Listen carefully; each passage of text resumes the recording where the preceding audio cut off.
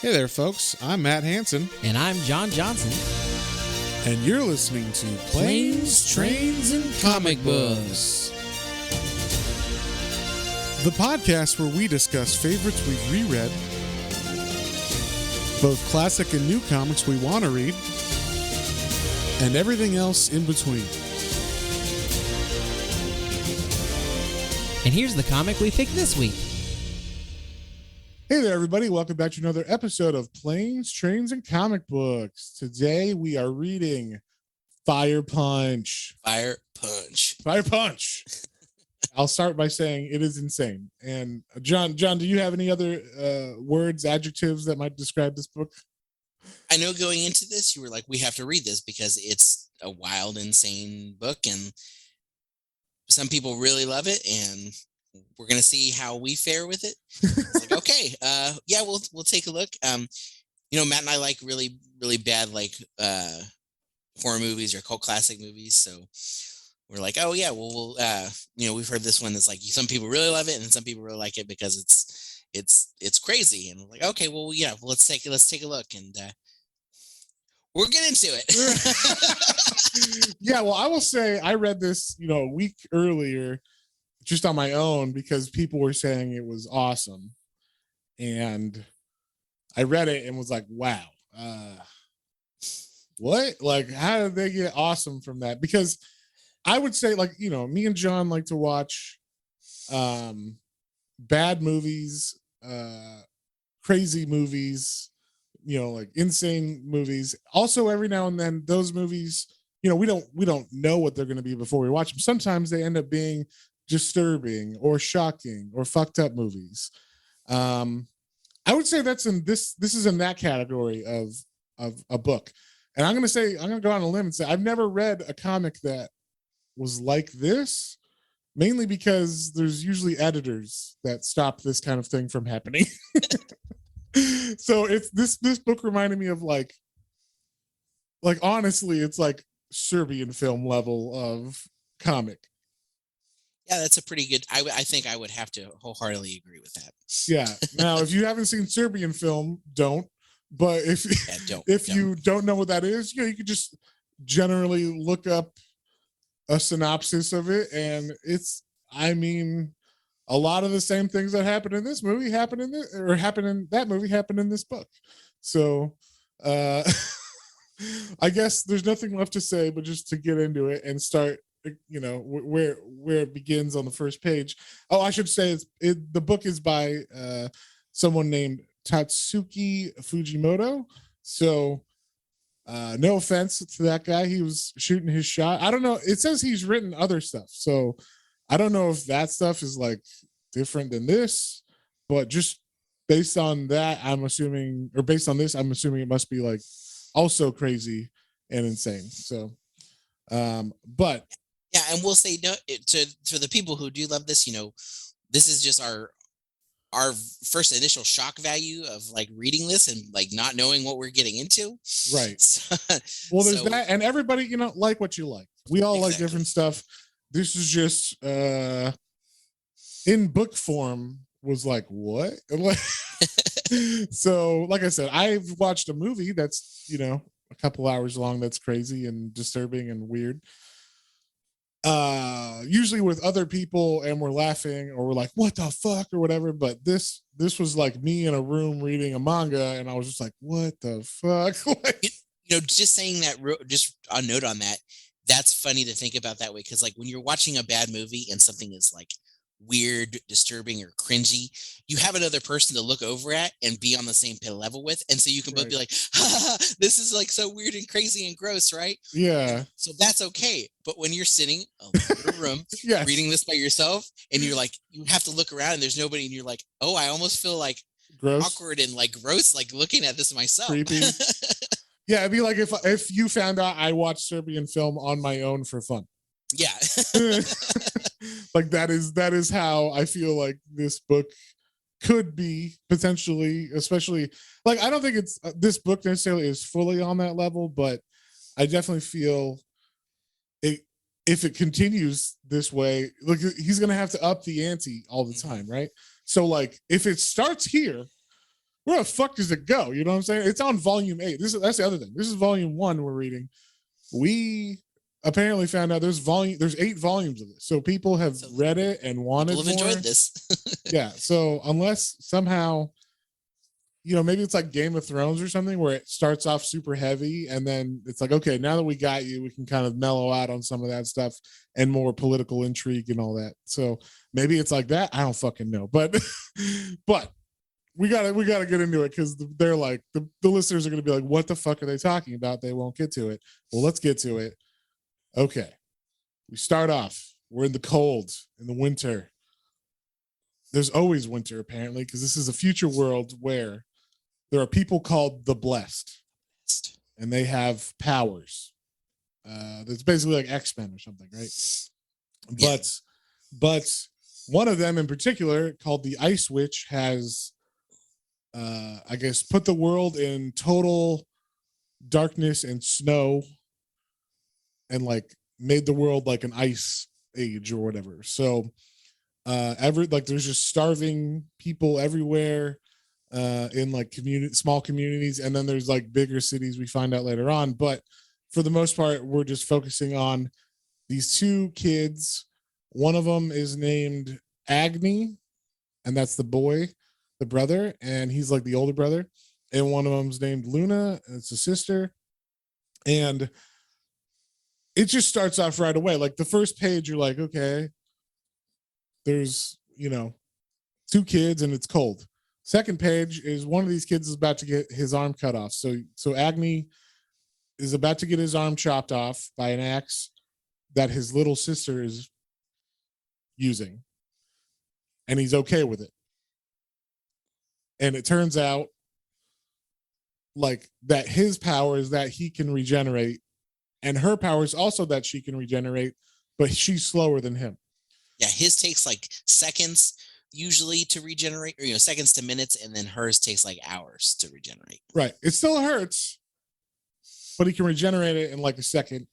So like we find out that actually he lives in this nice little town, and he brings the people in the town his arms that he has cut off for meat. Like they chop like 30 arms off, they wrap them in butcher paper or whatever, and then they bring it to the old people that can't sustain themselves by hunting and stuff on their own.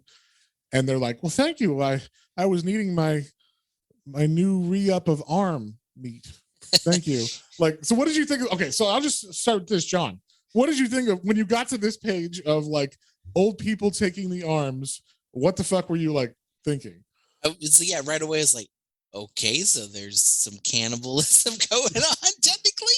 Like, this is what they have to do to survive. So I'm like, okay, I'm on board with it. It's weird, but okay. Right. That's what I was like, I was with you. I was like, okay, I mean, everybody's starving. They set up this world, and they can regenerate arms. They're short on supplies. They're also the only like kids in town. Everybody else in this town is old. Right. So they're the only ones who can actually provide anything at all. Yeah. And I guess instead of like hunting, because there's no animals and stuff really, they can just like kill, or they can just cut their arms off or whatever. Yeah, no problem. They do make it clear that like she feels bad that she can't help more often with that. Because obviously her regeneration will be like, you get one arm for the day, and also she's skinnier and smaller. Yeah. And with him, he's older and larger, and then also he could just regenerate like 30 arms in a day. So no problem. When they go around the town, we do find like, okay, there's like literally dead old people that they like didn't bring their meat to fast enough, or we find out that they didn't want to eat. So they just had like a bucket full of arms that they threw away because they're like not cannibals. Yeah, like I can't do this cannibal thing. Yeah, they're like, we don't want to eat people, so we'll just be like, thank you. If I was that old man, he should have said like, hey, actually I'm all set. Like, I don't want to eat your arm the first time. Yeah. This kid's been cutting his arms off for no reason. And now you just have a house full of rotting arms. Yeah, that's horrible. So, and that's also food that they could have eaten. I mean, they can eat their own arm, I'm assuming, right? So, I know they show them back at their house, and she's like, I made arm stew. yeah, using your arm. That was when we get to the part where she's like, I made my soup, brother. It's using your arm muscles is great.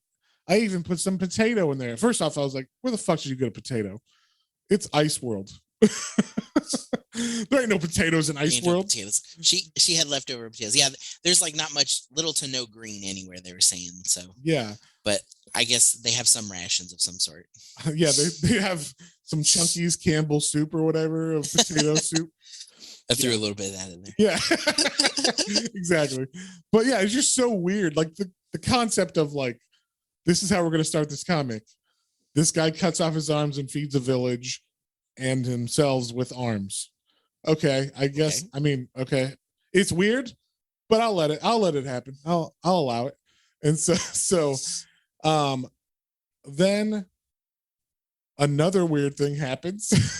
They are, they sleep in the same house because they're poor. They're little kids, or no, not little kids, but they're like, I'd say she's probably like, he's 15, and so she's like 13. Yeah, there you go. And so, they sleep in the same bed, and she pulls a weird move where she's like, let's cuddle together or whatever. And then she's like, will you make a baby with me? Yeah, this was very weird. So like they're cuddling, and first it's just talking like, oh yeah, when things are better, we'll travel the world. He's like, yeah, that sounds good, sister. And then she's like, yeah, I love you, I'm gonna cuddle. And he's like, okay, cool. And she like kisses him, and he's like, okay, like, don't kiss me. Yeah, I'm that's your brother. Weird. I'm your brother. And then it escalates right away. She's like, will you make a baby with me? Pause, brother. Jesus Christ. Yeah, basically they go through this whole like couple pages where he's like, what? We can't. We're siblings. Stop. No, I don't want to. We can't. And yeah, she's like, no, we're gonna do this. We have to give it our all because we're the only young people in this village. And he's like, stop. But somehow the younger sister, who he already said was like younger, smaller, and weaker, is able to overpower him because he's like, no, stop. We should, because she rapes him. She jumps on top of him, and he's like, no, stop. I love you too, but and like it basically means he's like, he can't. Like that's what that word bubble of him like slowing down his speech and being like implies. Yeah. So we literally in the first like 10 pages of this have cutting off own limbs, cannibalism, and incest. Yeah. What a way to start. You know what I'm saying? Like, you're just throwing this in there. And then so they just kind of like, yeah, that happens. And that's the other thing. There's no like this other than his protesting. There's no like other repercussions from the like it's just like, yeah, it's fine. And like move on from it. Yeah. We just move on to like, the next day he's going hunting, and then he finds, I guess he was tired of cutting off his arms or something. And then so he's actually going hunting. Then he hears a plane. He's like, oh my God, there's an airplane heading for the village. And he goes and runs back to the village, and he sees soldiers are there. And the soldiers are kind of being mean to some of the older people. But they say like, hey, we're not here to like hurt you or anything. We're just here to take your supplies and leave. Like because we're like the soldiers. And they're like, but we need that to survive, and we're all old and everything. They're like, no. Like you're old and gonna die. So we need them more because like there's also like there's fighting going on up north somewhere, we find out. But yeah. And so we meet the main, I guess, bad guy of this, or at least the initial main bad guy of this, and his name is Doma, and he's a special person. We'll say he's one of the blessed, as they call them. He's a mutant. He's got the X gene, and so his thing is he has fire as like his power or whatever. So, but he says they come from the town or the city of Behemdorg, which I was like, what the fuck? Like, Lord of the Rings merging. town of Yeah, they're this. just merging some two Lord of the Rings names together. But yeah, basically, he's just like, look, kid, we're gonna do this, but hey, why don't you come live with us in this town after all these old people are dead? You know, Yeah. come to the city and leave them here. Who cares? I like how he's like, everything's great there. We definitely don't have slaves or anything like that. Yeah. Don't worry, we don't enslave children and do anything weird to them. You That's just a really come with interesting us. statement to make. Yeah. That kind of makes me think you have slaves. Yeah, it's like if you're on a first date with someone and you're like, don't worry, I'm not a murderer. Well, I wasn't worrying about that until you said that, you know? And so so while they're, you know, getting like they're waiting, he's talking to Doma. Yeah. Sorry. And I only read this once and it was the week before. So if I get any names wrong, please correct me, John.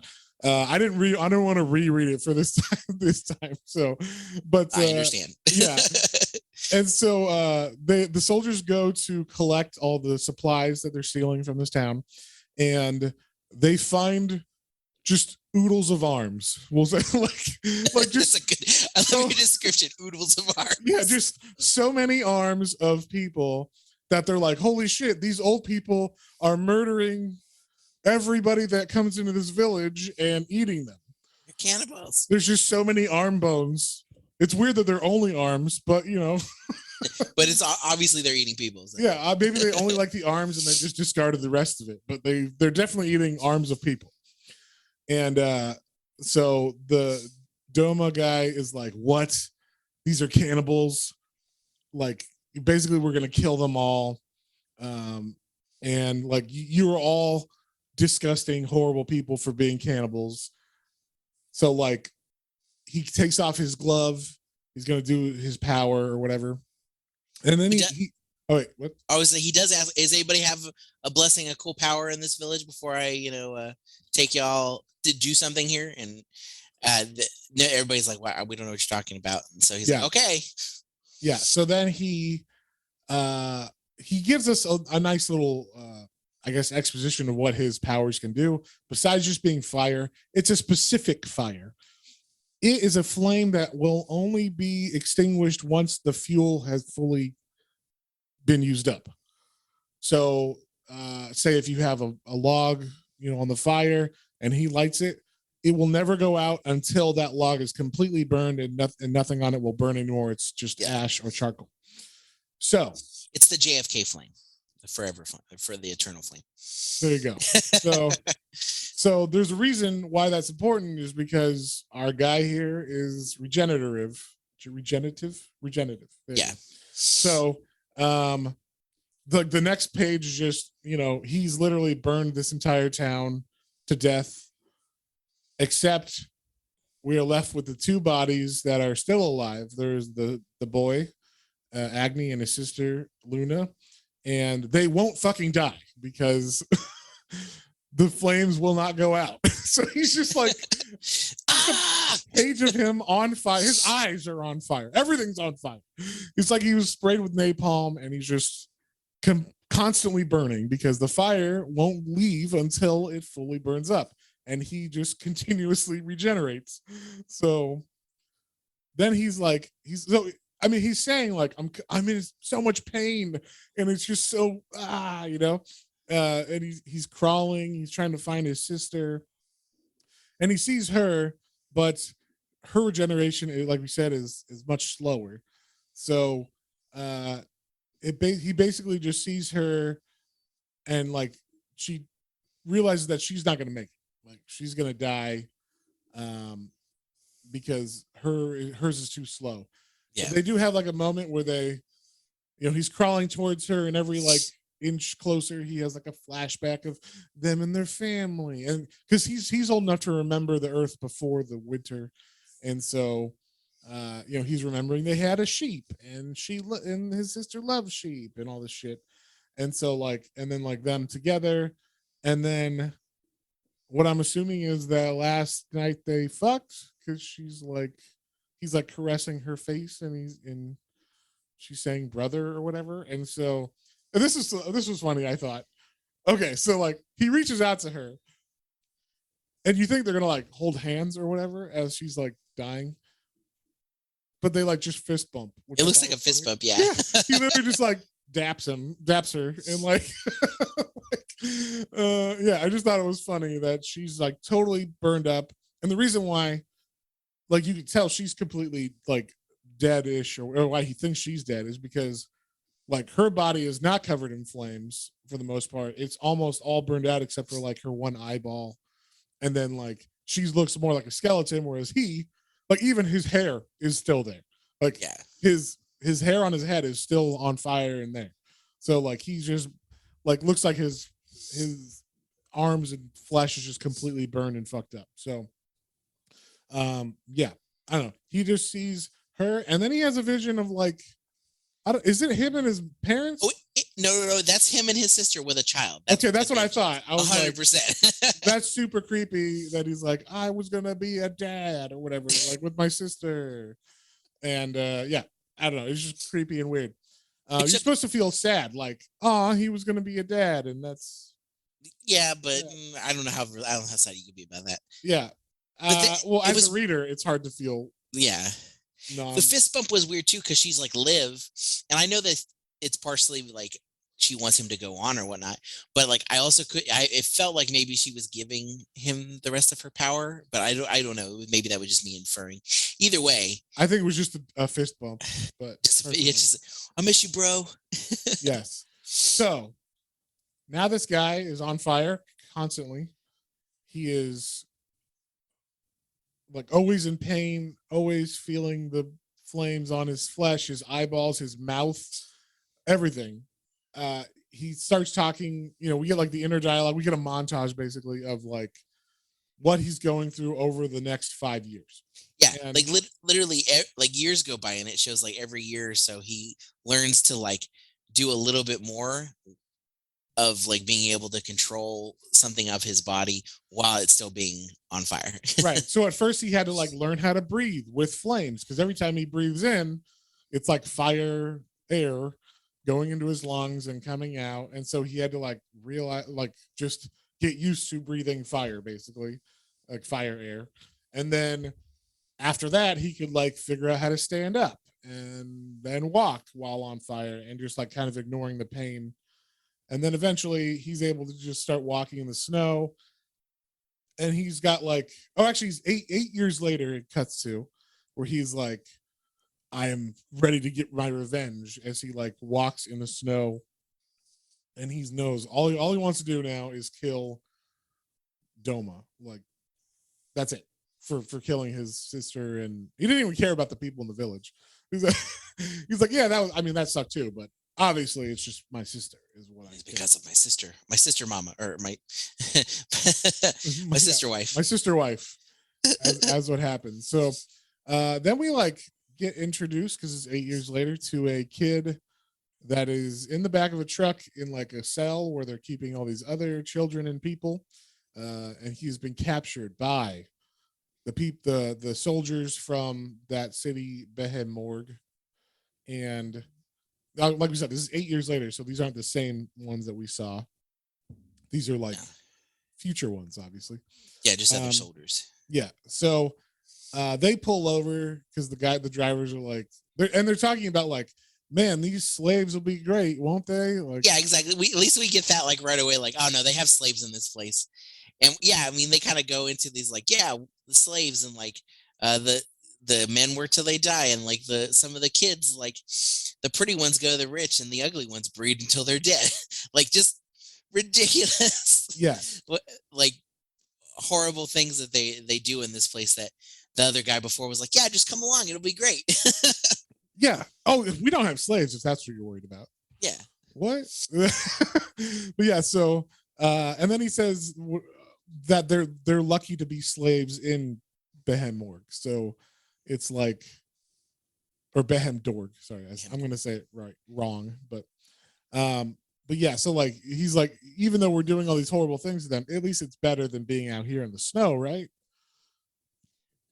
Like, no, yeah, it's not. Sure. So the driver's like, hey, I gotta take a piss, pull over. He goes to take a piss, and while he's taking a piss, I guess he kind of looks at some of the slaves, And keep in mind, this dude, it's fucking freezing outside. This dude drops. He's like a weird dude at the urinal. He just drops his pants all the way down to his ankles, just dick out and like pissing in the snow. So while he's taking a piss, some lady is like, "Hey, my boy's thirsty. Can you please give him some water?" And he's like, "Water? Oh, I got something even better." And he makes a cup out of ice because it turns out that he's a blessed person and he can control ice. And or maybe all water. I don't know. No, it's not water. I'm sorry. It's not ice. Iron. It's iron. That's what it is. Yeah. So he can like, I thought this was a cool power. And I was like, this should be an X-Men power. But like, he could just form, like all of a sudden out of his palm comes iron. I don't know if that's because he has blood and iron's in that, or if it says he can make it out of nothing. Right. So he can just materialize iron, but it comes out in like crystalline form. So I thought that was cool that it's all like, a molecular level iron or whatever. And so, he makes an iron cup and then he pisses in it. And then he's like, "It's fresh. It's still warm. Drink up." And she's like, "What? Are you serious?" And he's like, "Make him drink it." Make him drink it. Which is super creepy. Gross. And they make the kid drink the piss, which is gross. That's pretty horrible.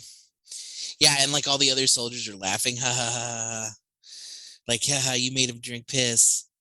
Yeah, and then he sees that kid that we saw at the very beginning looking through the bars, and he's like, "What are you looking at?" And then he's like, "Get over here," and then he pulls a bunch of other people out with this kid, and is like, "I'm just going to execute them for funsies," and shoots the two older people. And when he's about to shoot the little kid, we get like a weird moment where they're like looking, and then all of a sudden you hear like, "What the fuck is that?" And they just see like a body walking from far away. It's on fire though. It's a body that's on fire, like walking through the snow. And he's like, "Oh, the fuck, I don't know what that thing is, but don't worry, I'll kill him in 10 seconds flat." And he armors up, he pulls out, he gets like ironed up, okay? I'll say iron armor. Yeah. Yeah, he puts on like all these spiky armor. And it cuts to like the mind of our guy where he's seeing all the horribleness of these soldiers, and Agni's like, "I will fucking kill them." Basically, like he doesn't even say anything, but like it's just like the look of determination on his face is there. Yeah. And also, I should say, in the last 8 years, I don't know what his regiment for working out is. Yes, but dude looks fucking ripped, like he buff. is jacked. Yeah, jacked. Fire jacked. Yeah, I mean, I don't know if he can't eat anymore either. Like they don't say anything about eating, which I was like, that kind of seems impossible when you're on fire. Like, how do you eat stuff? He can eat raw things, and it cooks it on the way down. I guess, but that's what I'm saying is like, wouldn't it just burn before he gets it in his mouth or whatever? Yeah, I don't know, but either way, he's somehow been able to eat things, and he could definitely drink protein powder. I'll say that. He's on a high protein diet somehow. Yeah. So he's got abs for days. He's got fucking legs, his leg muscles. He's got quads. You know what I'm saying?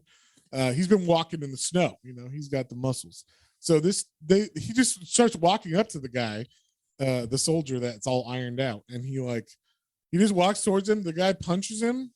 He gets on fire, and he's like, "What's going on?" And then he punches, and then Agni punches through him, right? Like through him all the way. Yeah, I'm like, wow, he trained martial arts and all this other shit too. Like in the 8 years while walking, he just became a master of fighting and a muscle dude. And so, but yeah, like basically he punches through this soldier and then like burns him from the inside out so much that like his core is completely like ash, and then he just I love he like crumbles wind around him. I did like that. That was a cool little image there. Yes.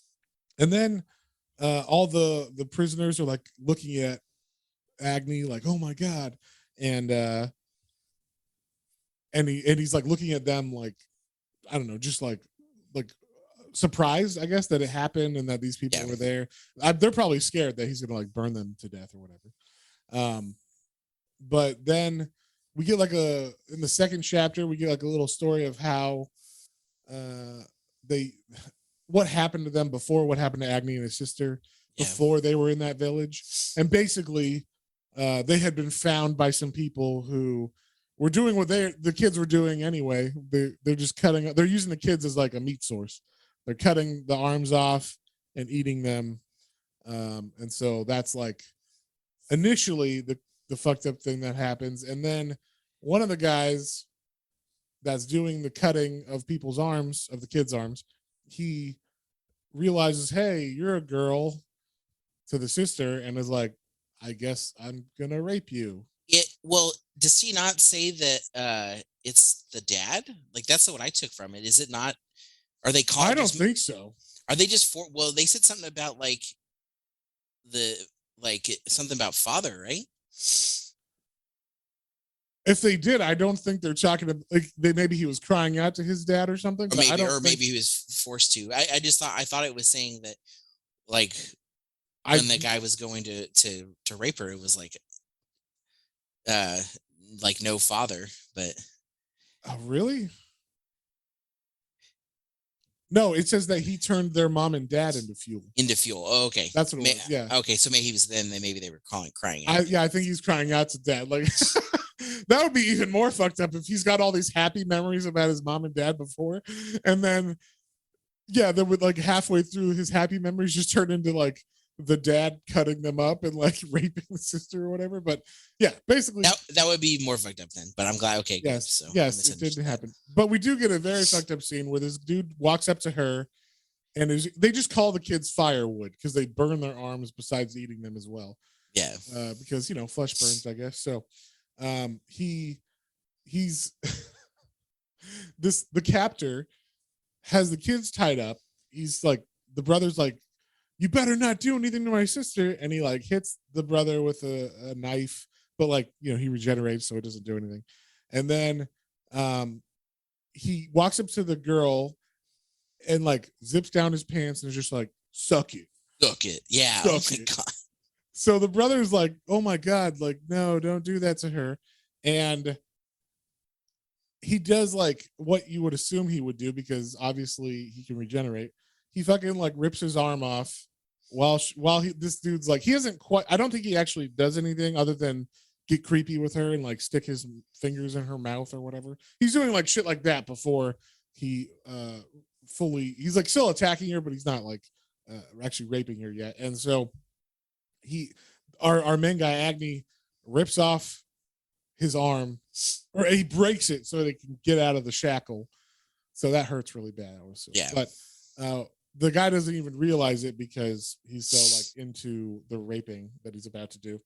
And Agni gets the knife and then kills the dude before anything happens. And that's how they get out. That's how they got out of there and into the town where they were helping the old people out. So and then he like has a flash. That was him like dreaming, I guess. I don't know if he can sleep. How do you sleep when you're on fire and you feel I don't, but I would assume you wouldn't sleep either. Yeah, but basically he has that vision, and then he has a vision of her saying live to him while she's burning alive. And then he wakes up, and I guess he like passed out after he burned that iron dude or whatever, because now the soldiers have gone. They've taken the slaves elsewhere or whatever. And he didn't save them or whatever. Well, no, I think some of them left, but there's a couple there still. Oh, I guess the car's left. I don't know. Yeah. Okay. But he was like, I didn't save you. I just was doing that for me. Oh, that's right. They're the ones who were like, you saved us. We, like praise the fucking fire demon or whatever, like he's like, no, I am not. Nah, like, I didn't save you. I don't give a fuck about you. It just happened that I saved you on that. I just wanted to kill. Yeah. And then that's where the little kid that was going to get shot was like, well, wait a minute. Like, don't leave. Like, you're like a god, basically. I think you're amazing. My name. And then just immediately, as I guess a young trusting kid would be, was just like, my name's Son. I like, my favorite food's potatoes, and just like starts going all off. And sweets. Don't forget the sweets. Oh, the sweets. That's right. Yeah. And yeah, I mean, I honestly, do they not tell people about stranger danger in this world? Because one, this kid has just been taken as a slave prisoner to be brought to Behemorg, and then or Dorm or whatever the fuck the name of that And shit is. Dorg, yeah. Yeah, and then he like was Then about almost gets killed. Yeah, well, he saw a kid was forced to drink piss and was almost shot in the head, and then now he's like, "Hey, fire dude, I'll be your best friend," or whatever. Like, no trauma at all in what just happened. So yeah, and the best thing, he grabs the arm of the metal dude or the iron guy, and I thought the kid was gonna light on fire. Yeah, because I was like, oh, maybe it's not out, and then he just like because the flames don't stop until all the fuel's dead. So if you touch one of the arms and you catch fire, and then you're on fire. So like basically, this is like a friend that you can never touch. It's like Rogue. It's like, you can't touch Rogue. She can't touch you. So yeah, but basically, he hates this kid following him. He's like, go away, don't follow me, I don't like you. Yeah, I saved you, but it wasn't on purpose. But the kid just kind of wears him down eventually, and they make it very ambiguous because the kid kind of is feminine looking a little bit. It's they've got long hair, but we're supposed to assume they're a girl. So yeah, they're supposed to assume they're a girl. But yeah, like we're not 100% on it, and I'm saying that because it's going to play into the story a little bit later. Yeah, but like, so Agni just starts walking, and the kid's like, "Well, I'm just going to follow you," and he's like, "No, don't follow me." So, the kid's like, "Wow, that's cool. My name's Sun, and I'm your best friend now. Yeah, and I'm just going to follow you wherever you go." And here's the grossest thing. This is like a total kid thing.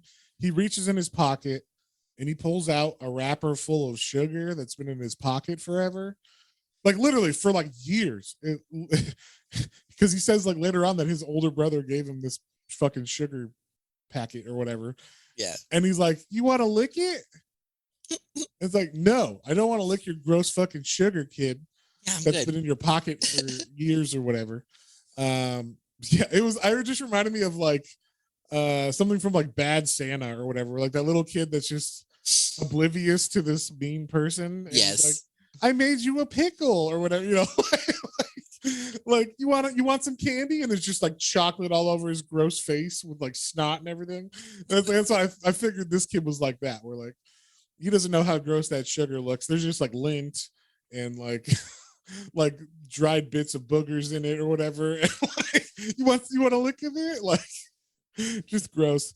But yeah, that's what I was picturing, because he just pulls it out of his pocket. So kids don't keep things clean. That packet's been in there for so long. Anyway, we also see that there's a bunch of people watching the bridge where this kid and him are, and there are other soldiers that were like, wait a second, that's what happened to our guys. I guess they reported like the caravan that he attacked went back to Behemdorg or whatever the name of it is, and sent people on reconnaissance back to the area. So they're like, he's definitely a flame blessed. Look at that flame or whatever. And so yeah, they get it wrong, at least initially. But they're like, and that kid, they'll be a great female slave for us. And like, and then one guy says, I sure would like a boy around 9. Like, wait, what? What? Yeah, what are we talking about here? So like, yeah, like basically these people are just like, man, we'll get ourselves a female slave. And one of the guys is like, nah, I'd rather rape a boy. That would be tight or whatever. And then like, you're like, what? Like, who the fuck are these people? And then the story just moves on. and then we just go away from there. So we cut to the first night where they are together, I guess, because obviously Sun is still just following him and he doesn't really want her around. And so she like huddles up next to him because he's warm, but not, he's like, make sure you don't get too close. Like, could you imagine if you rolled close to him on accident? Actually rolled in, yeah, and then caught this eternal flame thing. Yeah, but then we get like she explains her history a little bit about like, oh, she had a brother, and basically she got kicked out of her village. Like the brother was like, "There's too many mouths to feed here. Like you should go." But here's some chocolate and some sugar in a packet. Good luck surviving out there. That was my favorite line. Yeah. Yeah, like, and if you die, it's all over. So don't die. That's it. Good luck. That's what the older brother says to her. So, yeah. but she still like loves him or feels fondness for him or whatever. I guess I don't know. This is what it seems like. She doesn't, and she didn't understand. She's young. She's like, okay, I have to go. Well, I'll see you later, right? Yeah. And so then we cut back to like, I don't know if it's the next morning or that same night or whatever, but she wakes up and we find out that she actually has a electric power. She too is blessed. Yeah, she's blessed, but it's kind of like a little zapping. It's not like a full blown like electrical, like you could electrocute someone to death. It's kind of like just a zap power. So we kind of get like, oh, she can start fires by herself because she doesn't want to get too close to him, obviously. So if she lights the fire with electricity, then she can get close to that one. Also, I need one of her sleeping bags because she gets in a sleeping bag that looks like the most comfortable. Looks like a cocoon. Yes, it just like envelops her whole body except her face. And so I was like, ooh, that looks like if you were in that kind of cold, that is the bag you would want to have. And so I don't know. She falls asleep and then he falls asleep and then all he does is dream about Doma and wanting to kill him and reliving everything. Yeah. And then he wakes up. And what he wakes up to is getting shot in the face. He wakes up to a bullet to the face because the soldiers that were tracking them decide like, oh, we can kill him because he's asleep now. They shoot him in the head, and then the kid wakes up and they're like, cool, we'll take the kid. And as they're like picking up the kid, if you remember, they don't realize that he is a regenerative. They think he's a fire. Yeah, they just think he's a fire guy. Yeah, and so they thought he was dead now, but he is not. He regenerates after getting a bullet to the head, and then stands up and like just all he's got to do is touch one of these guys, and each of them will like burn up. So he touches one of them, and the guy just bursts into flames, and then they're like, "What the fuck? Kill him!" And then they just keep shooting him. And like every bullet just keeps going through him, but he's just regenerating, and all he's got to do is punch them or touch them, and they just like burn up or whatever. And so, what? I would just say he's like with every punch and with every bullet, like it feels the fire feels better. Like he's like he's getting so used to it that he's like, oh, it's almost like good now. Right, but like in a lame way. I don't know. But yeah, I just meant like this is the only part of the story that's progressing. I was like, okay, like we're getting him to be like okay with this like kind of fusion of power where his like he's now fire. He now can spread this fire, but he is also, he still regenerates enough to like save himself. Like he can't die, it seems. So I was like, okay, well, like I'm trying to find the like point of the story where I'm like, okay, like yes, this is why I'm still reading this. Right. What's going on? Oh yeah, about this time I was like, okay, if more fire punching doesn't continue to happen, I'm gonna be like less incest and arm chopping and cannibalism and more fire punching is what I would like to see. In this less people trying to rape people over and over again. Yes, but what ends up happening is the leader of this unit gets smart and just puts a gun to Sun's head. So he says, if you move, I'll kill him. And that's where we're like, wait, I thought it was a girl. And so, like you said earlier, like it seems like some people realize this is a boy and some people think it's the kid's because the soldiers, when they were saying earlier, they were like, oh yeah, there's a girl over there, that's a girl with him, like, and they kind of alluded to like it seemed like a girl, and then now they're like, I will kill him, this must be your little brother, right? And it's like, oh wait a minute. So yeah, there's like, that's why I said like it's kind of, they leave it up to like they will reveal here shortly, but it's still just like, okay, what's going on with this character? Like, why is that important? Yeah. And it's not for the reasons you'll think it's important. Yeah, not at all. So then Agni goes like, if you're going to kill me, then kill me. But I don't care about that kid. He's not my brother.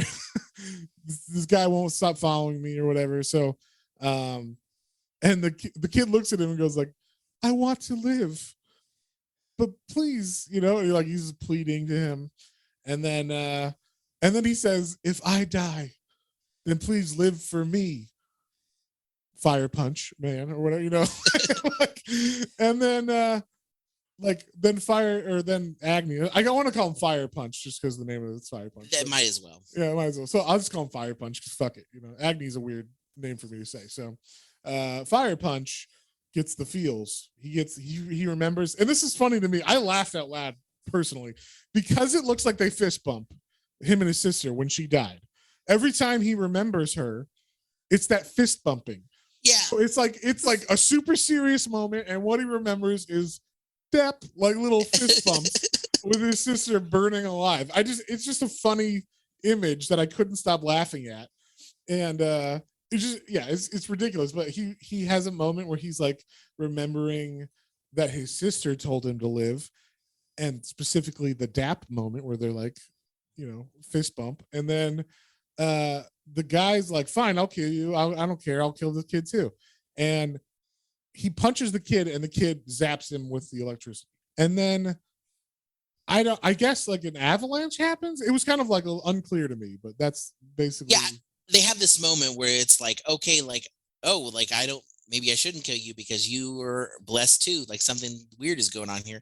And then like this huge amount of snow comes and covers them all, and you're like, but then like you said, like Fire Punch Agni has like a moment of like, maybe I kind of do care. So Fire Punch is looking for Sun, and like in the snow. In the snow. Okay, yeah, but because he's fire, the snow's melting around him, so he's trying to find. But you can't grab the kid, right? You can't grab the kid's arm. Yeah.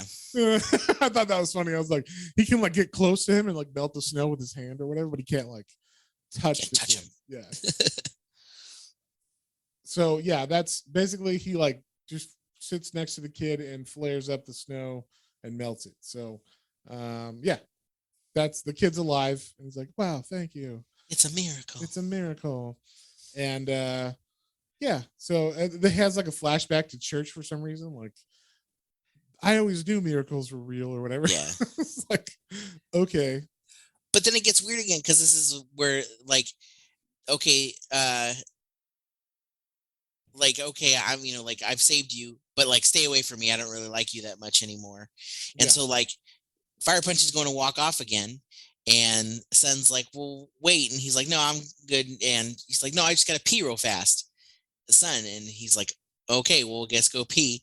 And so Sun's going pee, and Fire Punch is like, yeet, and just see it. Just walks away. Just walks away. So much so that like, however long it's taking Sun to pee, Sun turns back around, and like, I mean, you can see like a trail, obviously, because he leaves a melted path. But Sun's like, what the fuck? Like, he just left me.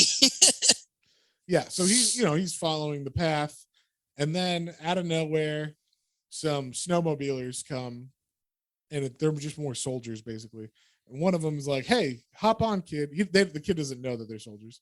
They don't have any insignia or anything. These ones are just, I would say I wasn't 100% if it was a soldier yet either, because I was like, oh, it's maybe these are just people passing through. I kind of figured because they're on a machine. Everybody else hasn't had like technology.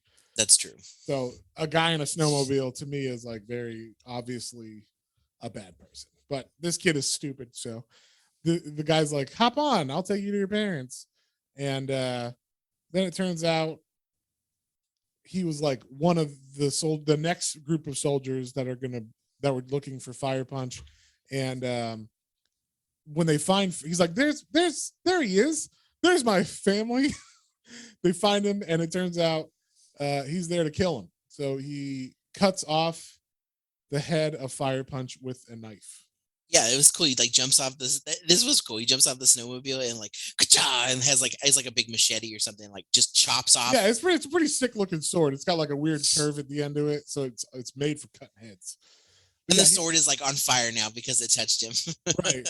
But they've obviously seen, or they have the information somehow, I guess, from that this guy is regenerative because he got, they cut off his head for a reason. Yeah. So this soldier has chopped off his head, sees he's still alive, and then I don't know why they do this, but the soldier has the knife in their hand, and of course, like we said, it's on fire. The fire goes up their arm, and this is where we get like a reveal that the kid's looking at son's looking at the soldier, and you see the soldier's arm now because it's burned, like the fire's burned off the jacket that they had on.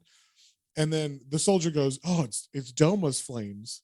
So the soldier knows Doma and just recognizes that the flames are there, and then proceeds to chop off their arm and then grows back. So that's like a big thing because, and we'll reveal it, fuck it, later on.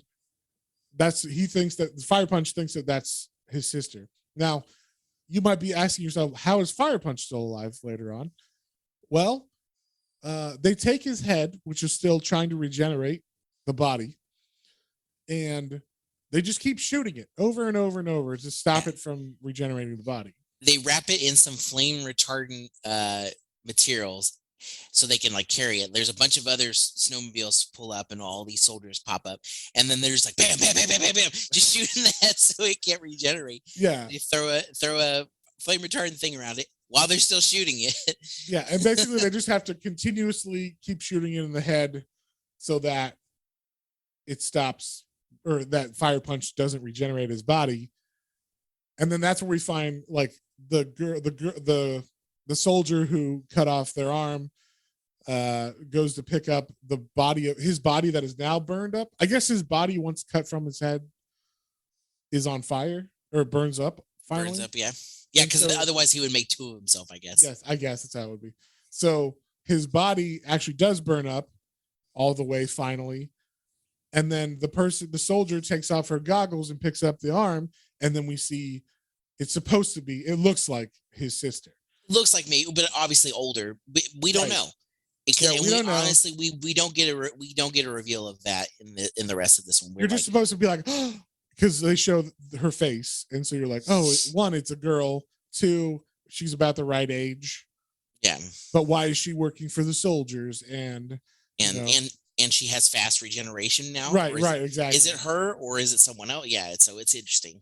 Yeah. So, like we said, they keep his head in a box in fire retardant material where they just have to keep shooting him like daily. They bring him and son to the city of Behemdorg. Behemdorg. It's a totally easy city name to say and remember, Behemdorg. And so they could have called it like, I don't know, Sunville or something, something nice. People, Behemdorg is definitely the name of an evil city. I'll say that. It's like, come down to Mordor, where Gorgoroth, the capital city, awaits you to this wonderful vacation. You definitely won't become a slave and have to work your entire life. Yeah, it's like how more evil of a city could you call it? Behemdorg. And so, yeah. But like we said, there's literally like a farm room, like a room it looks like somewhere you would plant like a garden, and they keep his head in there and they just keep shooting it. Like there's two soldiers that are always on site to shoot him in the head every 5 minutes or whatever, so he can't regenerate. In the meantime, they take Sun and they put her in like a room, or put them in the room, I should say. Like I said, they're actually a boy, but everybody thinks she's a girl in this moment, and that's one of the reasons why they take Sun, because Sun wakes up and he's in like it looks like a store or something, like the back of a stock room or some shit. Yeah, I don't know if it's someone's house or whatever. I think it's just supposed to be it's like someone's domicile there. So yeah, there's another girl there too, and she has also been recently captured, because they're both kind of like, what's gonna happen? There's a dog there too. Oh yeah, there's a dog in there, and the son thinks it's a bear, which I thought was funny. He's like, oh my god, a bear! I've never seen one in real life. And then it's like, that's not a bear, that's a dog. Yeah. But yeah, then one of the soldiers that's like watching them is saying like we don't have pets here. We're gonna eat that dog or whatever. So apparently they eat dogs. Yeah. So the soldier's not there in the room, and so it's just the two of them talking. And her name is Nanetto. Yeah. And Son, again, just being so trusting right away, is like, oh, well, there's this guy. His name is Mr. Agni, and he like saved me a bunch of times, and he's like a god, and like goes all through that. And then it's like, oh, also, I have this power where I can like zap people, and they're like, It's like, well, wait a minute, you're blessed. Yeah, Nanetto's like, you're blessed?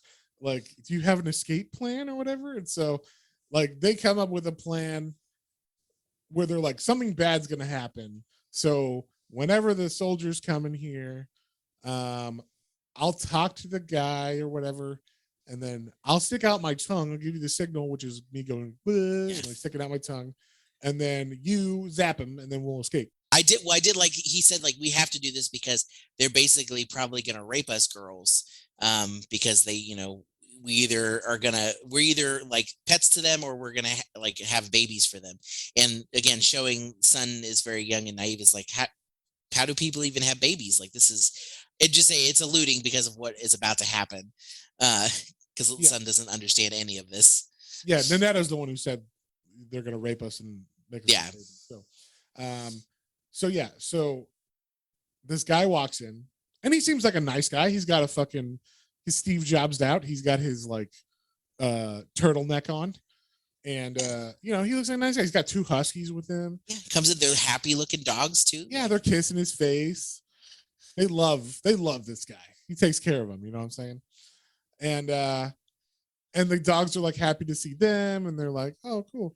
And he's like, don't worry, guys, I'm a nice guy. You don't have to be scared. I'm not gonna do anything bad. And then Nanetto's like, you're a nice guy, really? And he's like, look, a dog can really tell you if people are good, right? So obviously I'm not a bad guy because these dogs love me. As like Nanetto and the dude are talking, she keeps giving like the signal, like, fucking electrocute the guy. But Sun is like thinking Nanetto's like joking around, like, ha ha ha. She's like, he totally forgot that that's a signal to zap him.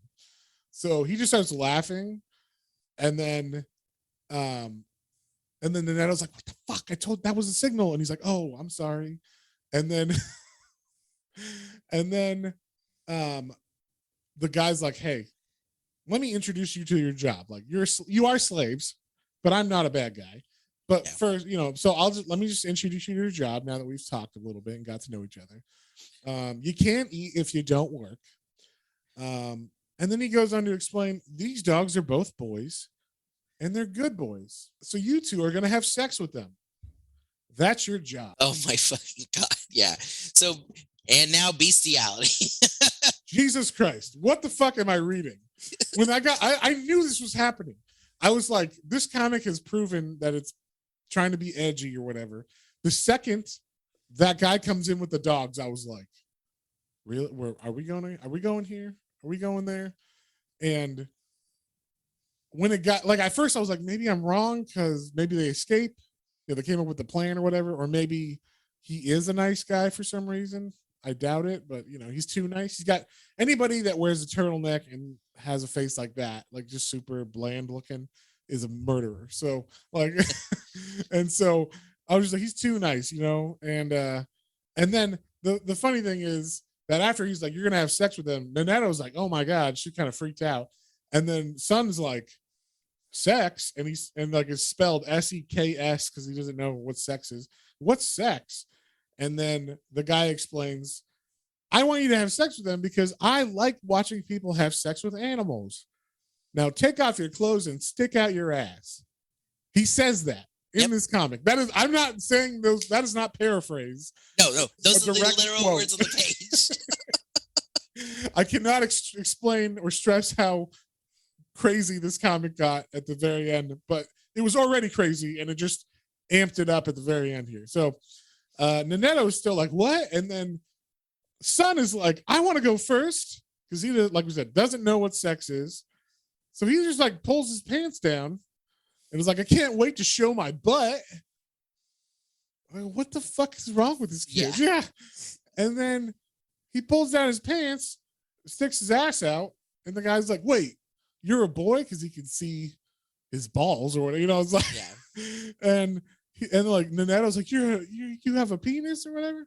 And then he like, it freaks everybody out, and it actually gives like a hesitant moment where the guy's like, wait, they said this was 2 girls. Like, the boys can't have sex with a boy. Like he's talking about his dogs, obviously. No, then, and I was like that. I was like, that's a really weird place to draw. This is where I draw the line. All right. Like bestiality is okay, but like no, have a boy dog having sex with a boy person. Yeah, like okay, my dog's not gay. All right, it's gonna fuck a human. It's gonna be a girl. So yeah, Jesus Christ. Wow. Yeah, it's ridiculous, but that gives the opening for because the guy kind of like tries to attack Sun after that, and Sun zaps him, knocks him out, and that allows. That allows them. You think that okay, now they're gonna get away because like the guy's like, oh, on the ground that hurt, and they're like, quick, we gotta get out of here. Yeah, and as they're running away, something happens. We don't see it. Sun's like, what happened? And he falls down, and then we look, and Sun has his legs cut off. Just a whole page of a boy, a naked from the waist down boy, like crawling on the ground with stumps. Yeah, and his legs are also in the foreground. Yeah, he's like cut off at the calf or whatever. Yeah. And he's not even like, I mean, I guess you'd be like in shock, but it turns out the dude had an axe, or there was like another guy with an axe that was like watching, I guess. I don't know. Yeah. He came out of nowhere and just chops their legs off. And and then before they kill him, like the guy's gonna officially like kill him with an axe. The soldier that was going to have his dogs rape them runs out and goes, stop. Oh, I didn't. I guess we didn't say they ran out of the door, so it wasn't the guy. It wasn't the guy on the ground. The original guy that was going to have his dogs fuck him. It's a new guy that was. It's a new, yeah. I guess his brother or something. And he's yeah, like, I don't know. He looks bulkier and bigger, but you know he reads because he's got glasses. So. Yeah.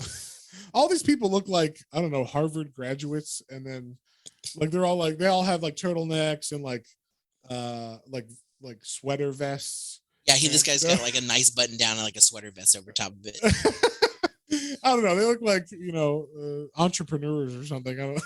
Like tech geeks or whatever, and then somehow they're dog rapist murderers or whatever. And but yeah, so the original dude runs out and says, "Stop! Don't kill him, because we can use him. He's got electric powers." And then he says, "Guess what? You have a new job, guy. You get to be the battery, the power for the whole complex, like the whole town.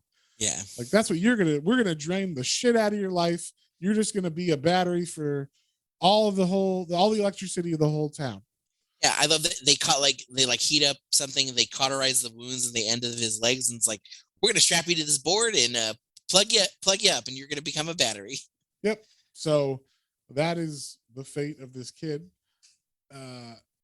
Or it seems like that's what's gonna happen. I don't know. We cut away from him, we cut to Fire Punch, who is just a head getting shot in the head. Yep, just getting shot in the head. But these guards are stupid because they shoot him, and then they're like, "Oh, we're out of ammo. Go get ammo." They're kind of talking for a second, and I guess Fire Punch has come up with a way to combat them. He waits for the guy to run out of ammo, and as he does, he spits at them, and his spit, of course, is on fire. And he spits on one of the guys, it lights that dude on fire. And then the other guy gets lit on fire as well, and that gives him time to regenerate. And yeah, and that's cool. His whole body just like pops out of the bottom of his head. I did think that was cool. I was like, wow, he can really regenerate fast. Maybe he's been saving it up because he hasn't been able to regenerate. So yeah, so he's just like, it made me think of like Cell in Dragon Ball Z, or Piccolo. I was gonna say Piccolo. Or Piccolo, yeah. Exactly. That's both of them are. Well, he uses Piccolo's powers. That's right. So yeah, that was cool. Just like pops it out all on fire, but that was kind of. Just imagine you're a head, and then like Piccolo, it's always like his arm, right? Yeah. Right. That makes visual sense. Imagine seeing a head pop out of body. A full, like 7 foot tall, muscly dude body or whatever. Like, just it would look it. Yeah, on paper it looks fine, but it seems like it would be hilarious. It would be weird to see in like animation. Yeah, an anime of this would be weird as fuck. Besides, it's not even just for that, but just every of the content of it. Yeah, but that would definitely be a mature anime. You think Netflix is gonna pick this one up? I don't know. This is their next live action series, I think. Oh yeah, totally. You know, they did. You know, they're looking for. You know, Netflix is trying to be edgy now. They're trying to. They want more HBO-esque shows. Well, I think this is right if they want edge, I think they found it. We should send this to them and be like, make it into a show. Yeah, make this what everybody's clamoring for it. Yeah. And so then the guy who was gonna get who got more ammo comes back with more ammo, and he is now facing a full-grown fire, fully reformed. Yeah, and he gets murdered. He's fucking punched. He gets fire punched. He gets, as the name of this book you would imagine, he gets fire punched. So then we see, like, I don't know, he gets out of that area, fire punch does, and he sees someone immediately, and who that is he's like, and it's a grown-up, more scruffy looking Doma. He's like, I know you. Yeah, it's him, but he's got longer hair and a beard. Yeah, and then he says Doma, Fire Punch does, and Doma's like, how do you know my name, and why do you have my flames? Why are you still alive? And he tries to use his fire power on Fire Punch again, but he still doesn't die because, you know, he's regenerating. Yeah. And then Fire Punch is like, you killed my sister. And then he has like this moment where he wants to like apologize, basically. Like, it's weird because like Fire Punch is about to like fully attack and kill him, and then Doma's like, will you forgive me? And Fire Punch is like, what? And I'm like, well, you wouldn't give a fuck about that. If you're Fire Punch, you're like, I'll punch your head off. You killed my sister. And then this is great. So he murdered Fire Punch's sister. And he's like, please forgive me. What should I do? I'll do anything except die. Well, guess what? There's only one thing I want you to do. And so he does what I'm thinking or at least he winds up to do. He yells Doma, Fire Punch does, and he goes to do like a big fire punch. It's the most anime page of this entire comic so far. Finally. He's like, yeah, and this is me being like, okay, we're at least gonna get this big epic like end battle. Like, this is what I'm expecting. Like, let's have our like big manga anime like conclude, somewhat. I'm sure if there's more, but it's some kind of conclusion. It's Fire Punch versus Fire Guy. Yeah, and like, this is what's fucking gonna happen. Here we go. This is what we've been waiting for. Yeah, and then we just cut to a page of someone editing footage. Someone named Togata. Yeah, and it's a breaking the fourth wall. It's like The Office, where there's like these scenes going on, and then someone talking to the camera, and it's like, hey, yeah, like, man, this is crazy stuff going on. Like, I can't believe this happened. So yeah, this person's name is Togata, and they're a big movie fan. They really like movies. I love Star Wars and Home Alone, and like, he just going off on like, movies are cool, and like, I like editing things. And I found it basically everything from 1990 to 2200 the year. He's like, I like cultural history. It's really, really weird. He's like going off, and he talks about like this footage that these soldiers found. Yeah. And they're talking about what we just basically witnessed partially. So, but I should say this is actually in the world, because this kid says his town was bombed by Behendorg and into nothing. And yeah, like, so we don't know where this is in relation to like time-wise of what's going on. But basically this dude's making like a documentary or some kind of like found footage movie about Fire Punch, and that's what we've been watching the whole time. I don't know how he knew, or how he had footage of like the snow scenes, or you know what I mean? Like, was everything a movie, or was it just that last part? Yeah. You know what I'm saying? I'm assuming, I guess, for the sake of giving it the benefit of the doubt, the only parts we have on film are the part where he was the head burning in the garden, and maybe the fight with Doma. Yeah. But yeah, I think he goes on to talk about how this guy's awesome. You know, he's a dude with a flaming dick walking around. How cool is that, or whatever? Like he's like the Human Torch.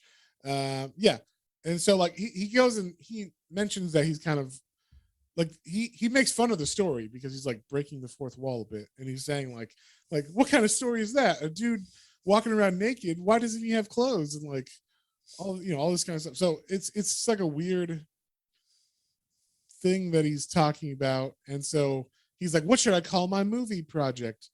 It could be the Fire Project or Fire Snow or Red Dead Fire. And then he goes, wait, I've got it, Fireman. So like it's supposed to be a joke because obviously. Yeah, and the only thing we're left on is it looks like maybe Doma is standing over the body of Agni.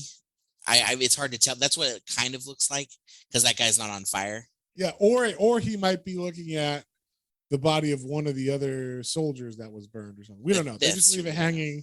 Doma's sitting there like looking at his hand, like if he or like his hands in front of him, like if he just used it to burn Fire Punch, and there's like a dead burned body in front of him. So that's where we end it. Yeah. So John, what did you think of that story, and what would you give it? I kept giving the story the benefit of the doubt as I read further on, and I'm like, it's okay. Like that was really weird, and like again, maybe it was partially cultural or partially like just trying to be as edgy as possible. And again, we watch bad movies where things like this have happened, and most of the time I'm like, oh my god, that was so bad, but like I couldn't look away. Like you still was like, it's so bad it's good, right? Like you're still enjoying sometimes watching Right. cringy things is like enjoyable. You don't know why. It's just some people like that. I'm one of those people most of the time. But there are some things that go just that little bit too much for me. And I think this is the one I didn't get that fulfillment of enjoyment through this. Like there are things in this I did enjoy, and I was like, that is a cool story element. That's a unique thing. I mean, the art was pretty good. When he's on fire, sometimes it was a little weird if it was like multiple things happening on the page, because the flames kind of sometimes, because it's not in color, sometimes it was hard to tell exactly where things were. But for the most part, the art is good, and some of the art was, like I said, unique and cool. Like when the body parts got chopped off, or like when his the body came back the first time. Some of that was really cool. Or like when his sister died, like that page when they're right after they do the fist bump, and it's a full page spread of them. That was cool because her body is like pretty much ash except for one eye, and his body is fully flamed. So like that was cool. They had some really good art in this. And like I said, the story has cool elements, but every time it gets edgy, it does this crazy thing for what reason I don't understand, and then just moves on from it. And then doesn't mention it ever again. Yeah, it either gives me no resolution, no movement of the story, or no satisfaction point. Like it's so cringy, and then I'm like, oh, we're just not going to address that just happened, and we're not going to talk about it anymore. Like again, and it started off right away, like the cutting off and cannibalism. I was like, that's weird, but like I'm down with it. That's kind of creepy and cool. But then the incest happens, and then it's like, whoa. But then we moved on from it. I was like, are we not going to address what just happened here in this room? Because I guess it moves too fast, because then the people come like the next day in the plane and whatnot. But still, it's just like, what is going on? And then like the middle story meandered a little with the son kid. Like that was interesting, but like right. There were some good moments there. But then like, hey, we're here and you guys are slaves, and by the way, you're gonna have sex with these dogs. Like again, just like what the fuck? So I don't know. Like I would not read it again. I don't think I care to continue this story. Really? You don't want to find out what happens? I might look up a synopsis of like the rest of like how this was able to continue for 8 going on now, but I don't think I care to read it. But like it's not the worst thing I ever read. Like you know what? I've read things that were boring. And I was like, why Yeah, I the will fuck say am I that reading this? this is It not wasn't boring. No. Yeah, Yeah, you go on. You go on. Oh, okay. I'm the lost for words. Okay, I would just like to interject. I'm looking at the last page of this manga, and um, just the idea that I just remembered this was originally in Japanese.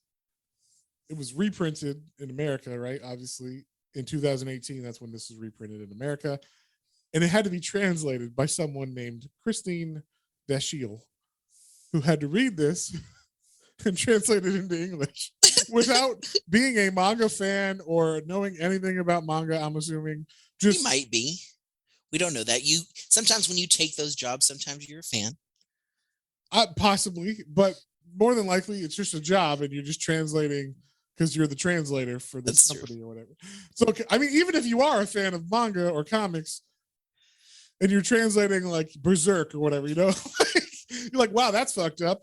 And then you write it, and then you get to Fire Punch. You're like, what the fuck? Like he had to write, or they had to write. I'm sorry, it's a woman, I think, Christine. They had to write, like, my dogs are going to fuck you. I want to have a baby with you, brother. Yes, yes, yes. That is what they had to translate. So I just can't imagine that in you my doing head. that. Yeah, like being the person that just gets this cold, no idea what manga or comic books really are or anything. You're not a fan necessarily. And What if this is her first one? yeah. What if this is their first job? Oh man, can you imagine? Like, what have I gotten myself into? And what are comics like nowadays? I can imagine this. Like, this is your first one. We're gonna start you off with an easy one. Like, this one's new on the market. It's real popular, so it's gonna be great. Here you go. Translate this one for us. And yeah, she's like 2 pages in, and she's like, "I want to have a baby with you, brother." So what the fuck? What the fuck? Yeah, just oh man, yeah. I can't imagine that. I like to actually imagine that it is their first time, like you said, translating, and they don't know anything about comics except maybe they read comics in the 90s with like Image or something. You know, like where Image was edgy, Spawn was edgy, or whatever. Spawn's edgy, yeah. The Watchmen was like, whoa, and then like now they read this, like, what the hell? But yeah, like for me, everything in this book was just so. It was like a 12-year-old edge lord wrote it or something maybe like a high schooler. Like if I watched a bunch of exploitation movies and stuff when I was in high school and thought that was cool to make it like super edgy, and you're just like making it edgy for edgy's sake. Yeah, like that's what this comic is like to me. Like, okay, we're gonna start off with cannibalism, then move right into the incest, then we're gonna move right into the what's it called, like where you burn everybody alive in the village, yeah. And then he's gonna be on fire. And then there's sex slaves, yes. And there's like evil soldiers, and they're drinking urine, forcing people to drink urine. Yeah, exactly. Yeah, drinking urine. Then look, the violence in this book isn't shocking at all because everything else is so shocking. You know what I mean? Yeah. Like when you have a kid drink piss before you get punched through your chest with a fire punch, the fire punch doesn't seem that bad because I just watched a mass genocide of a town, a brother fuck his sister, and people chopping their arms off and feeding it to people. So it just doesn't seem that crazy when like the violence in it doesn't seem like cool or whatever when all these other things are like taking all the edginess out of the book.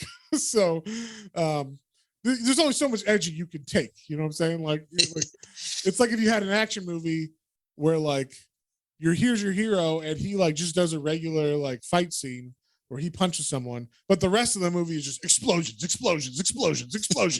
And then like when he goes to do something, he just there's a punch and a kick and the guy's out or whatever. It's like that's less exciting because you've amped up all this crazy shit going on. So if that was the point of it, like maybe I missed entirely the joke. Maybe this is a big joke. Obviously, there was supposed to be some comedy in it because at the end, he breaks the fourth wall and he knows this is a ridiculous book to a certain extent because there's a guy on fire walking around. But the funny thing was, that's what he thought was ridiculous. He wasn't like, brother and sister incest, cannibalism, dog fucking. What is this book? He was like, there's a guy walking around on fire. Can you believe this guy's on fire and his wiener's out? Yeah, that was the shocking thing that the author or that the fourth wall guy thought was shocking or whatever, or like funny or whatever. You know what I mean? Like, yeah, what? Like, that's the ridiculous part of this book. So I don't know if I'm just misreading it. I mean, obviously, this book has a following. Like, the reason why I read this book was because I was like, books like Berserk, search or whatever, you know, like manga that is up to the level of Berserk coolness or badassness. And this was on that list for someone because I looked at the list. I'm like, oh, that sounds. And the synopsis for this book is fucking ridiculously misleading.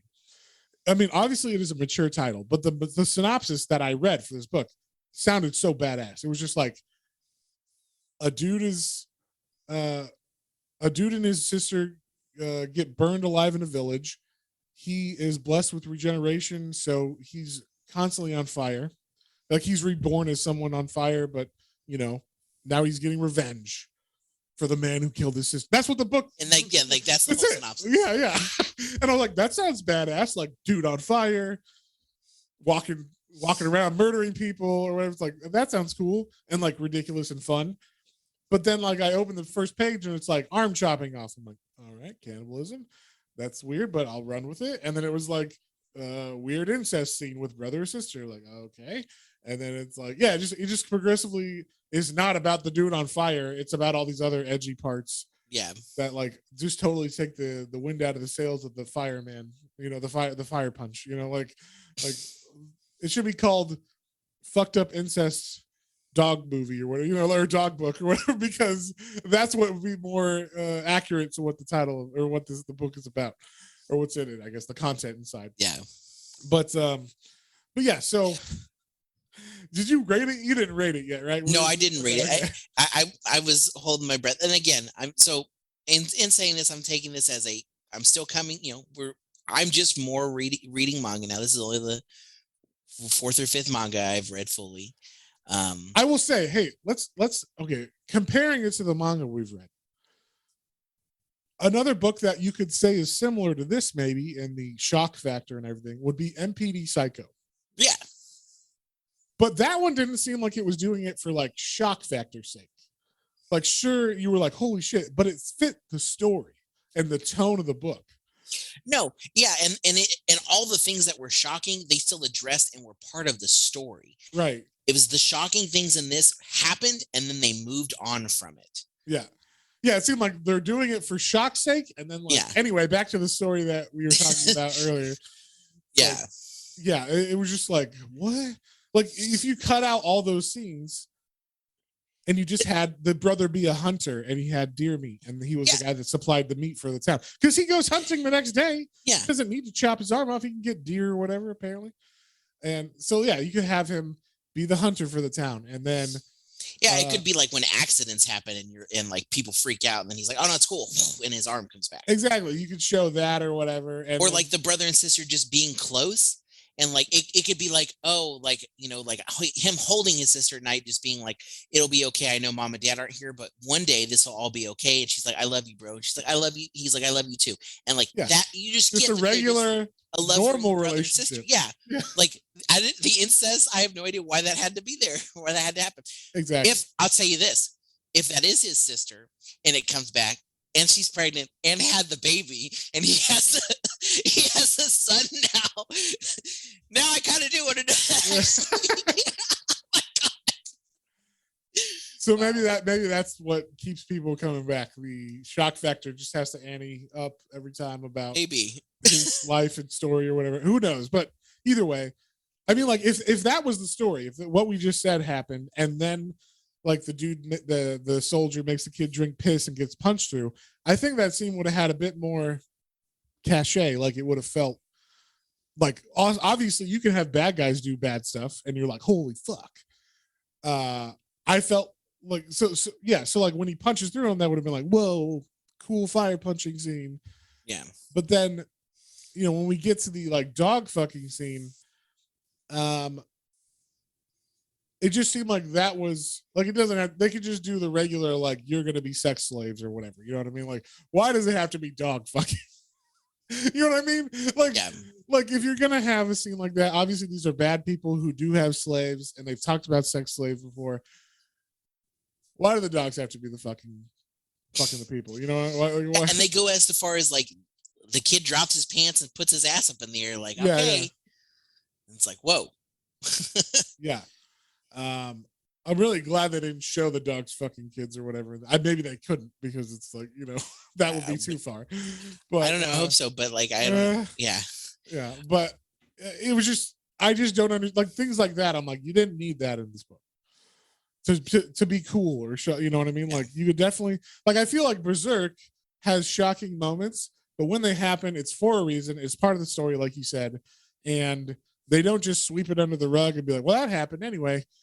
Now we're here or whatever. It's like there's a, like, maybe in the next volumes the dog fucking comes back up and there's a point to it. I don't know, but I highly doubt it because, you know, unless they're really laying seeds for fucked up things to happen later on, which might be the case. Maybe I'm wrong. I don't know.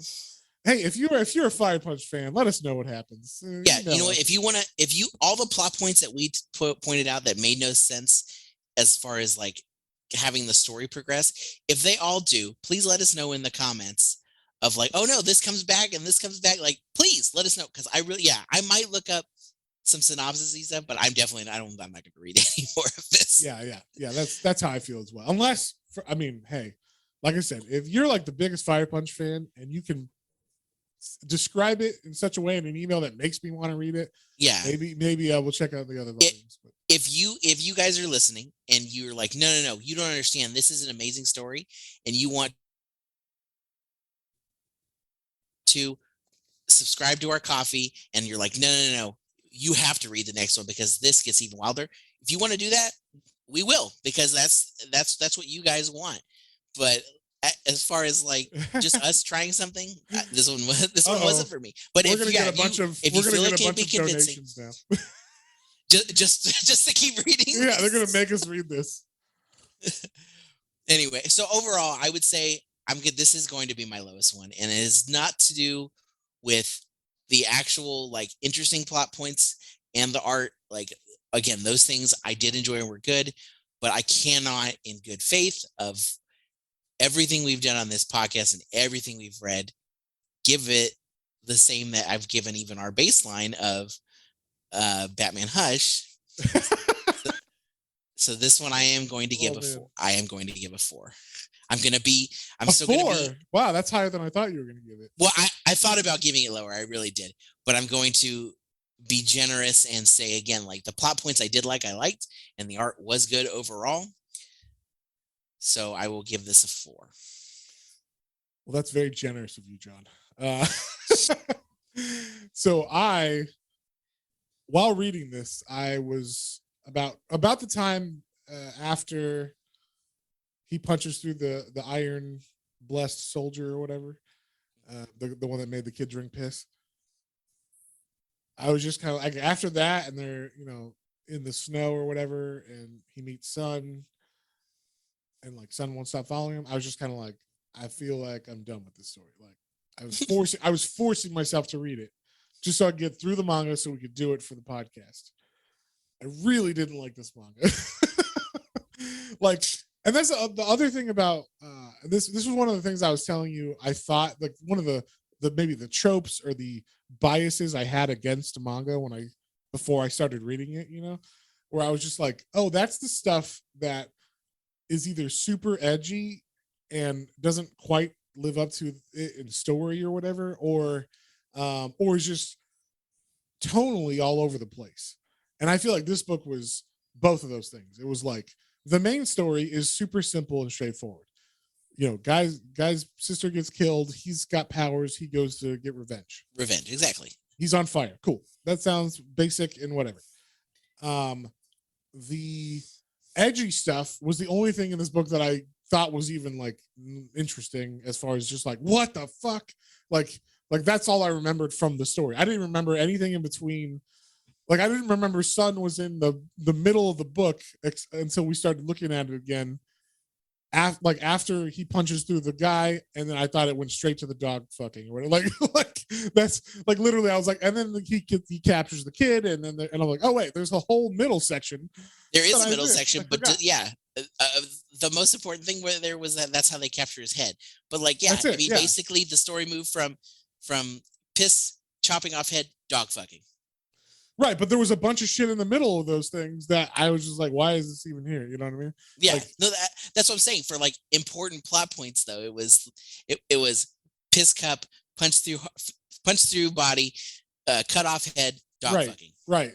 So those are the things that I remembered, even though there's multiple tens of pages in between each of those points that I didn't give a fuck about. So I got really bored reading this, which is weird because you would think for all the craziness in this book, it would be like, what?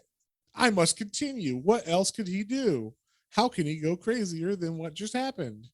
That's the ultimate sin is I got bored through it. I wanted it to continue. Also, I didn't think the art was that good.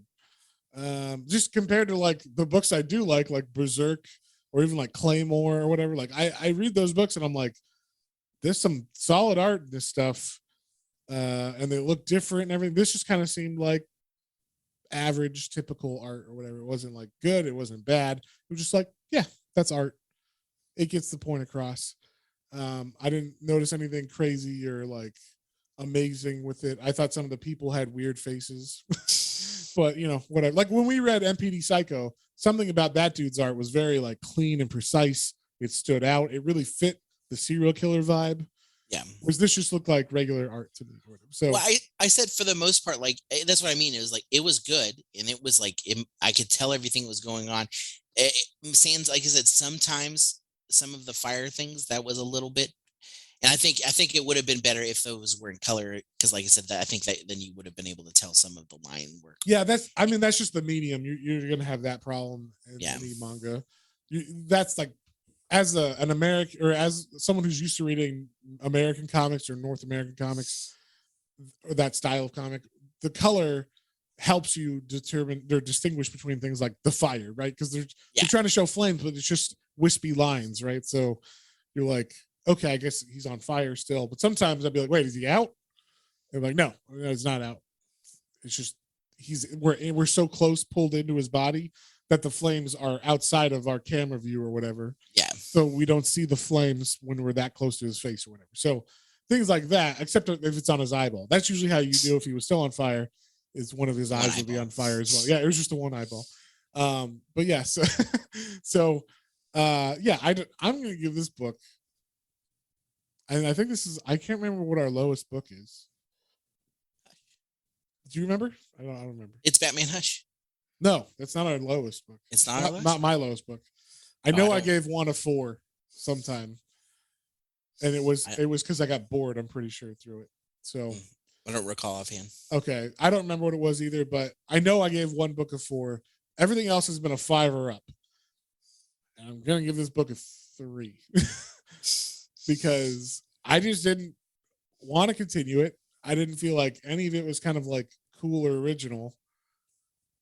It just seemed like your average, revenge story with like the twist of he's on fire, and then not enough explanation of like how he got the power to punch through people, or you know what I mean, like that kind of stuff. Is like you can't just punch through a body. You know what I mean? Like it would be better if he never does that kind of stuff. If he's punching them and they just catch on fire and burn to a crisp, that happens. But like.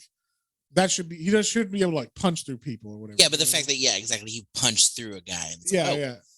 Or like you said, like he had to survive all those time, but in that time frame, he went from like a scrawny average 15-year-old to like a jacked like Goku level-esque like body build. He is eating 5,000 calories plus a day. Yeah, and walking up mountains or whatever. You know what I mean? Like that's. But then also like, how does he eat? Like to me, that was like a big problem. I was literally like, okay, he just told you how hard it was to breathe. So like, I know he can regenerate, but that takes energy, and energy comes from food. So how does he? I guess you could. I mean, if we're having to, this is like the sign of a badly thought out like idea or whatever, right? Like we're having to fill in gaps ourselves on, and some people might go like, well, you're nitpicking, or like that's not the point of the book. Just accept it and move on. But like I agree with that to some extent, because like obviously I like things like Swamp Thing or whatever, right? And you're just supposed to go like, okay, he was caught on fire and he fell into the swamp and now he's the Swamp Thing. And they at first don't explain that, and that was what they did in the 70s. But then in the 80s, when Alan Moore came around and rewrote the origin of Swamp Thing, or added to the origin of Swamp Thing, he made it like, oh, this is like he's an earth elemental who's been like the body is possessed, and there's a whole understanding of why this happens. You know what I mean? Yeah. And I think like whenever I read new comics, I kind of feel like this isn't the 1970s anymore. You know what I mean? Like that might have been okay in the 70s to have such a simple explanation where we don't think about like, how does he eat? How does he, how does he stay muscular or whatever? You know what I mean? But like, you got to give us something, like be like, oh, there's a magic bean or whatever that like, like sensu beans or some shit. You know what I mean? That's why they do that in Dragon Ball. Cause it's like, okay, but they always have to show him fucking training to get to the next level. You know what I'm saying? So like, I just felt like there was enough stuff that was, I'm not going to give it the benefit of the doubt and let them skip these points in my mind. At least I'm holding it against them because they didn't build the world out enough to me. We're thrown in here. There's not enough explanation. It felt like a kind of a half-baked idea.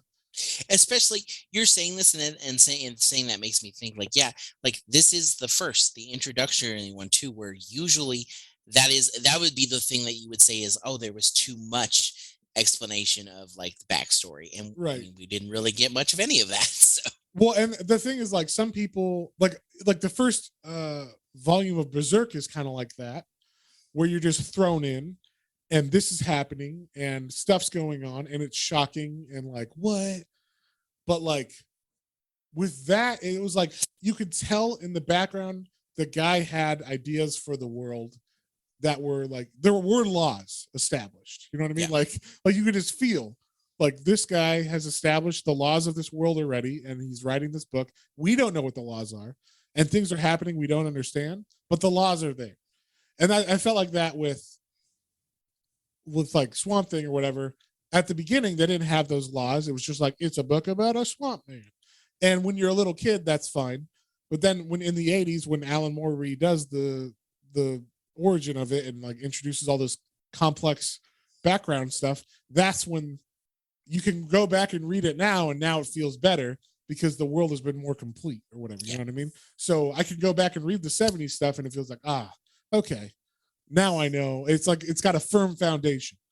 Whereas this, I mean, I haven't read through volume 8, but I didn't feel it felt like, 70s Swamp Thing where like there was no intent on there being any explanation for how he becomes a swamp man or why he's a swamp man or any of that stuff. It was like, this guy's fire punch, accept it and move on. You know what I mean? Like that's it. He is on fire and you're not supposed to question anything. Just continue the story forward in your mind. So, or like just accept that in your mind and enjoy the story. And for me, I just couldn't. I couldn't, like, because you had the crazy moments right at the beginning. Like we said, there's literally cannibalism, genocide, and incest within the first 10 pages of this book. And then the story doesn't feel like there's any foundation behind it. And then on top of that, it was boring in the middle. So I was just like, I am not enjoying this at all. So I'm going to give it, like I said, a 3. That is my justification for it. Like I said, maybe we're wrong and we don't understand Fire Punch. If you feel like that, definitely email us at Planes, Trains, and Comic Books, all one word, at gmail.com, and or Facebook or any of that stuff. Message us on one of those things. Let us know how wrong we were, and maybe you can tell us, like, it gets so much better. It's got so much lore. It's such a rich world. I mean, they did establish there's like a witch, an ice witch, and stuff like that, but it didn't seem like it had anything to do with this storyline other than the world is covered with ice. So, like, as far as I know, they never bring that up in the future at all. It's just that's what this one witch did one time, and now the world's covered with ice, and now you're here. has nothing to do with the rest of the story. So that's what it felt like, at least. Yeah. So I don't know. That's what I think. Anything else you want to bring up that I haven't mentioned or talked about? No, I think we covered it all. Okay. I'm good with leaving the Fire Punch saga alone for forever. Unless you guys want us to read it and talk about it, and then you can donate to our one of our tiers on Coffee. That's right. That's what it's called. I was gonna say I wanted to say Patreon, but yeah. Patreon, yeah. So yeah, like you're saying, ko-fi.com/Plain Trees and Comic Books, all one word. We've got a couple tiers on there. You can donate to suggest, and we'll suggest a comic for us to read. We'll make sure it gets on our list here for one of our closer future episodes. Matt's also doing, if you like Matt's minis and his Swamp Things, he's doing specifically the Hellblazer run that coincides with Swamp Things, so that you kind of get the best of both worlds at the same time.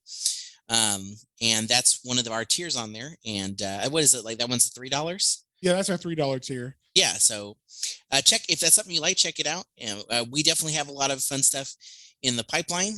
So if you guys are interested in signing things, definitely sign up for a coffee, because we have everything there too. That's a good all-in-one place to see like everything that came out that week. You don't have to necessarily go to all of them if you don't want, but we do have our Twitter, Instagram, YouTube, where all of we have the exclusive stuff there. So what do we read next week?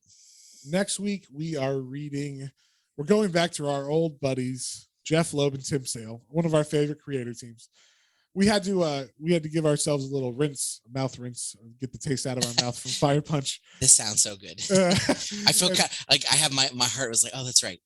I feel a little comforted. Yeah, it's like a binky, like, oh. Yeah. And so we are reading Daredevil Yellow, which is part of the Marvel Color series, what they call it, from Tim Sale and Jeff Loeb. Previously, we had read Hulk Gray, and this is Daredevil Yellow, so it's part of the same concept, I guess. Is that it's as far as I know, it's going to be like Hulk Gray, where it's like an origin story. It's like the origin of Daredevil retold. So should be cool. And he'll have his yellow suit, I assume.